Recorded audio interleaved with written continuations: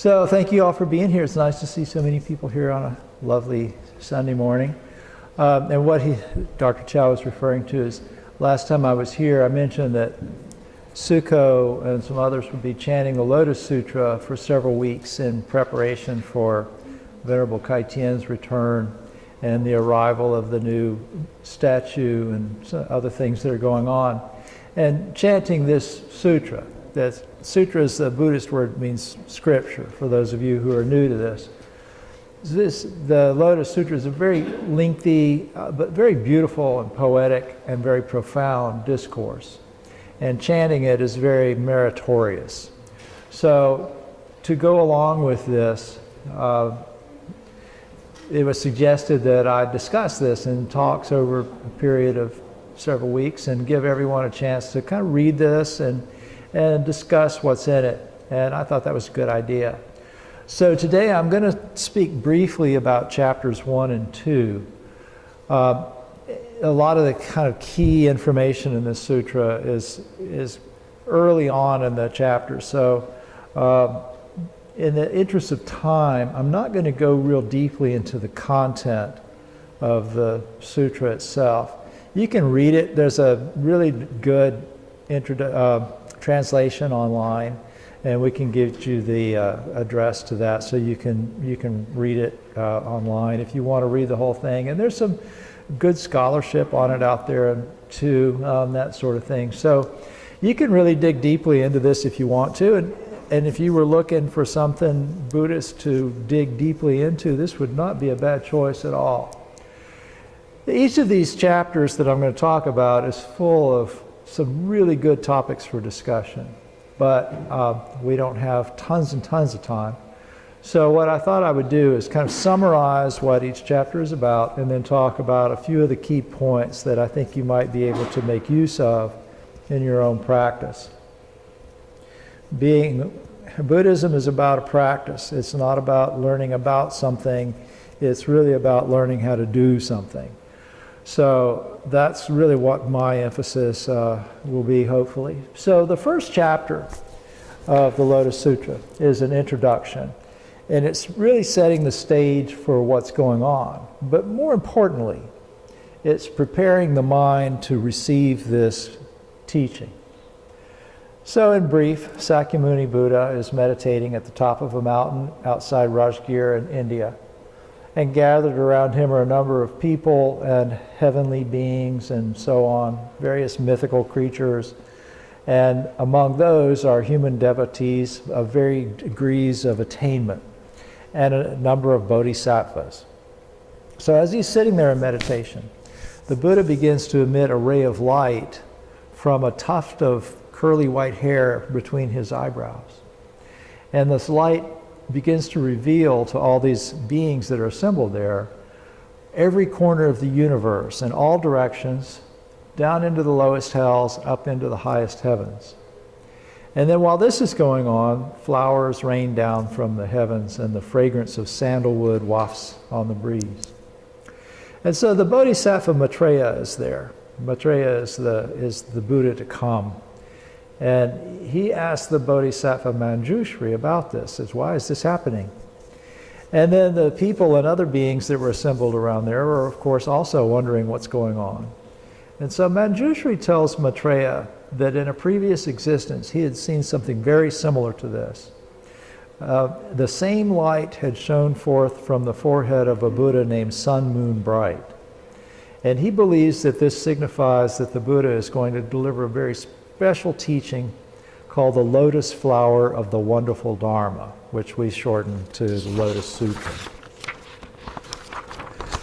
And he says that this teaching is very, very profound.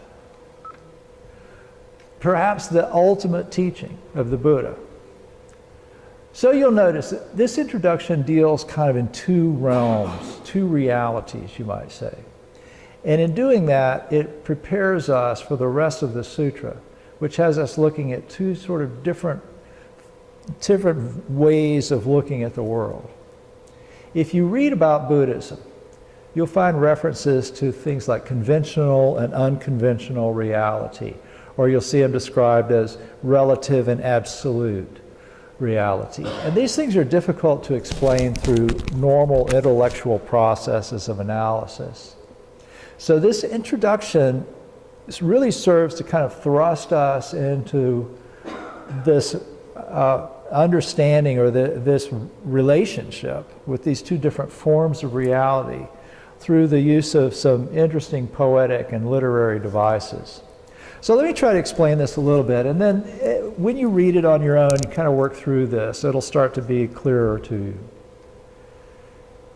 Things and events happen in space and time. I woke up this morning in DeLand, I took a shower, I ate breakfast, then I drove for about an hour and I arrived here. I meditated, we prayed, and now I'm sitting on the dais and I'm talking to you. The phenomenon that I identify as me is an object that when I look in the mirror I can recognize.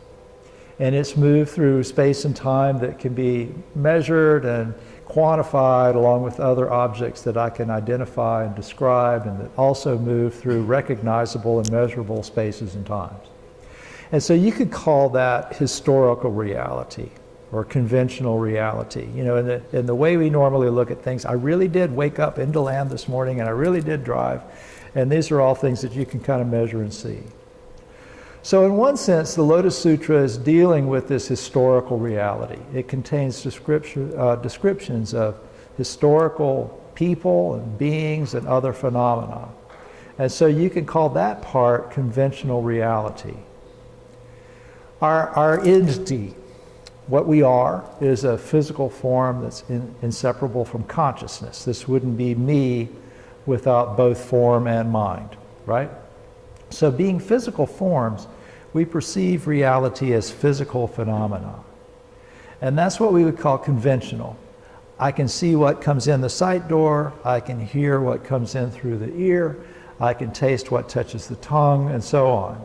I can even perceive what arises in the mind as sort of a sensory experience. So this first chapter establishes a historical context.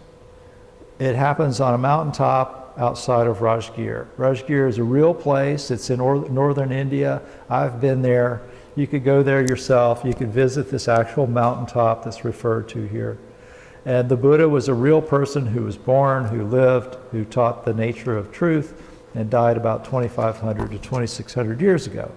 And that all happened in a time that could be measured and even quantified using archaeology and carbon dating and all of those modern methods that we're familiar with as ways to measure stuff that we can experience with our senses. But if you were to go to that mountain peak outside of Rajgir, you would see for yourself that the assembly that he addressed, according to the sutra, could not possibly have been there in what we would conceive of as normal space and time. When you read this scripture, you'll see that the Buddha is accompanied by countless beings. There's 12,000 advanced monks and 6,000 nuns, 2,000 other followers, 80,000 bodhisattvas, 30,000 gods of one variety, 30,000 gods of another variety, and on and on and on. So lots and lots of people there, along with dragons and heavenly musicians and singers and these asuras, which are sort of angry, belligerent demigods and all of this kind of stuff. But when you see this mountaintop, it's very small. The whole thing is probably about the size of this temple. So if you got more than a couple of dozen people there, it starts to get kind of crowded. And then, so this is an opportunity for the mind to start to open up to the idea that we're dealing in a little different version of reality here.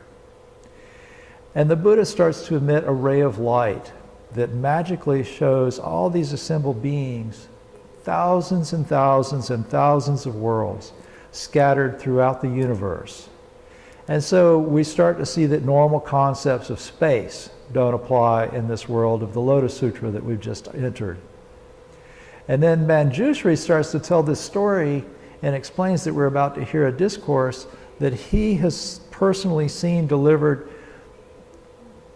in countless former existences. So what we're learning in this chapter is that space and time are not meaningful in this context. We're in the world of emptiness now, of sunyata. We chanted about that when we read the Heart Sutra earlier, where concepts like space and time don't really apply. There's no coming, no going, no me, no you, and so on. So the Buddha we're talking about now isn't a historical Buddha. It's not the prince who lived in northern India and walked on the earth just like you and I do. This Buddha is the Dharma body, the Buddha that's eternal, that really kind of transcends ideas like now and here.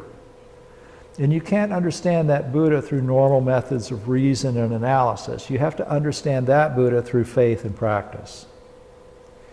And then I want to explain something else here. There's a reference to different kinds of followers referred to. And there's the 4 kinds of devotees, male, which means the male and female monks and the male and female lay followers. And then among them are people who have followed 3 paths to liberation. And this is one of the key elements that we're going to come to understand as we go through this sutra. So first there's the Sravakas. These are people it means the voice hearers. They heard the Buddha directly. So they heard the teachings that the historical Buddha gave, talking about the 4 Noble Truths and the Eightfold Path and those kinds of things. And they practiced what was taught until they became arhats, or arahants in Pali. Meaning that they took those original teachings of the Buddha completely to their natural end, where they extinguished all craving and were able to be liberated.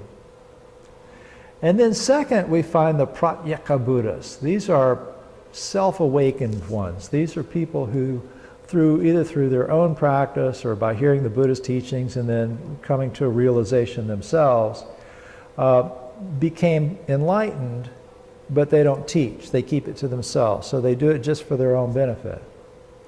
And then third, we have the Bodhisattvas.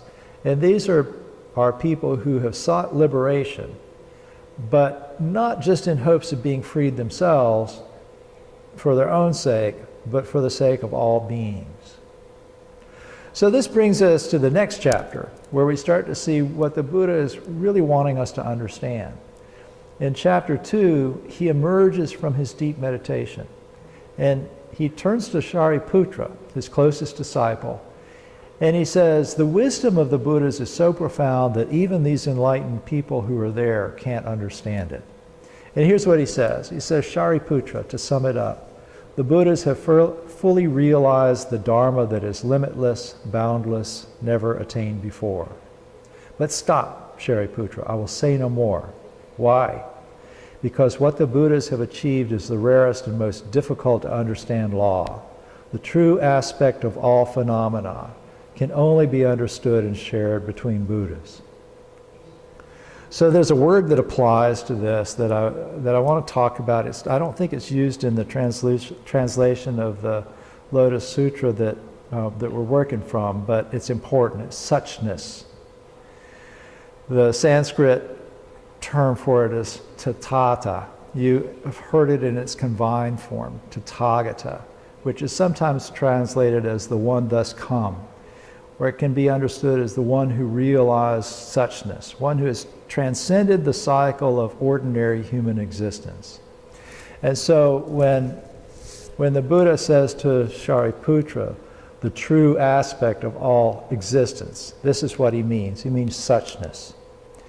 In the conventional world, what is identified as I, looked in a mirror this morning and saw something called me. In the absolute reality, in the realization of suchness, there is no I, there is no me. There's nothing that's truly mine here. This is a process that's connected to every other process around me, just as the water connects every wave in the ocean. And they're not just connected, they're inseparable from one another. So to really understand this transcends conventional reality and begins to reveal true absolute reality. So this means realizing that the world is at once ephemeral and beautiful. If you realize suchness, then when you look at a rose, you also see the compost. And when you look at the compost, you also see the rose. Beyond that is seeing an eternity that's contained in the moment, and the moment that's contained in the eternity. And I know I'm talking in circles, but work with this idea, and it will start to make sense to you. So the Buddha is insisting. He says this wisdom is too deep to understand. But Sariputra asks him 3 times. Says, look at these people here.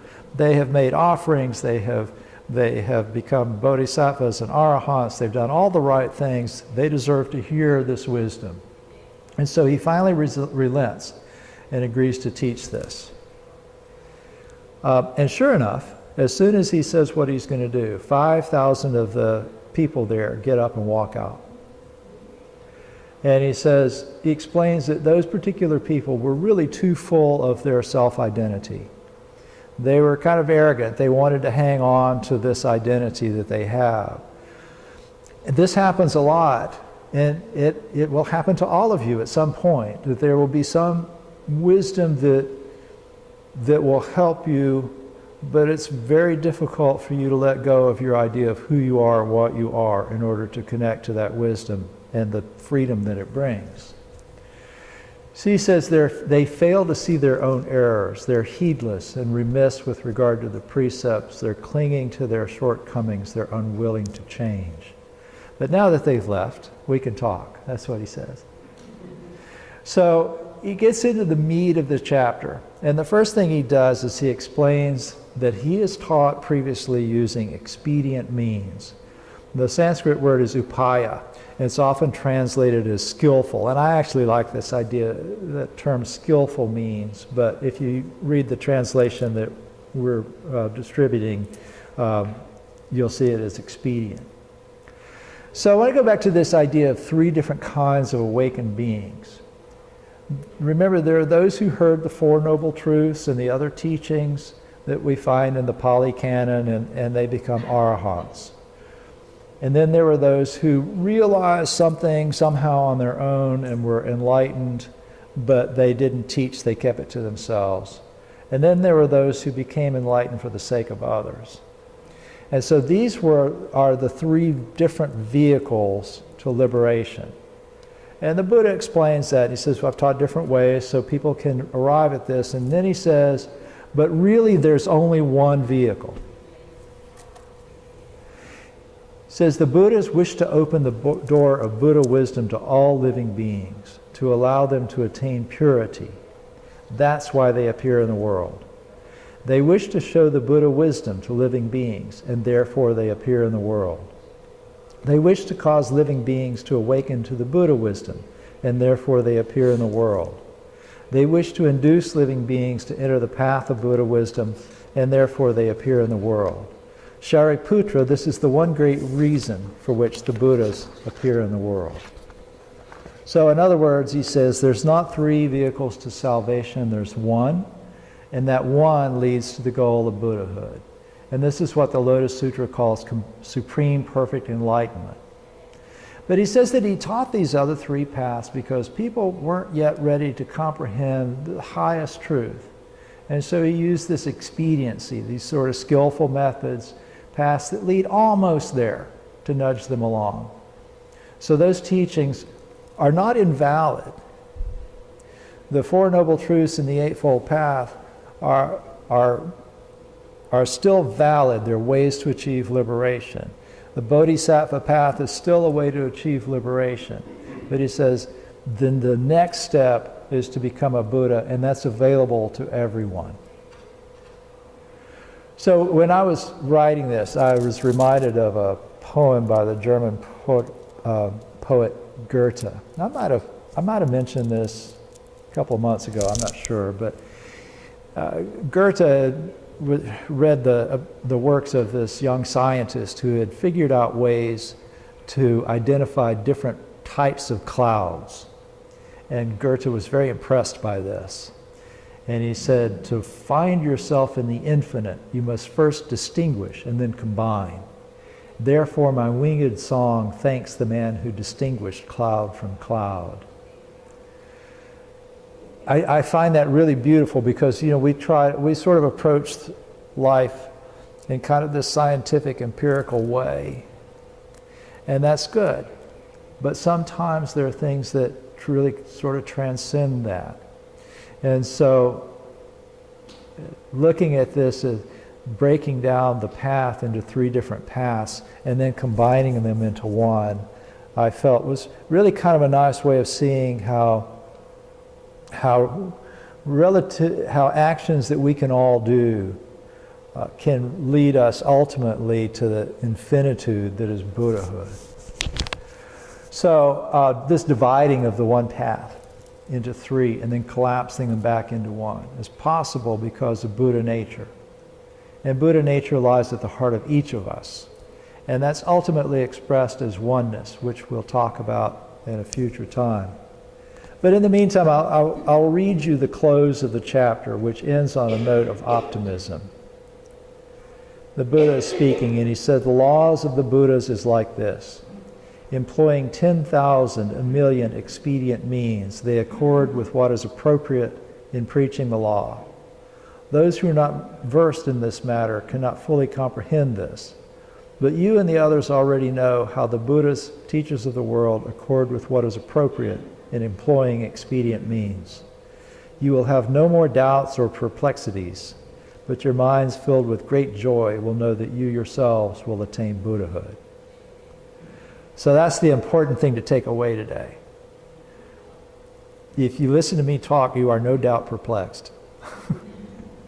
Don't worry about it. You'll get there. The important thing is Buddha nature is here, and all you need to do is open up to it. So thank you for your attention.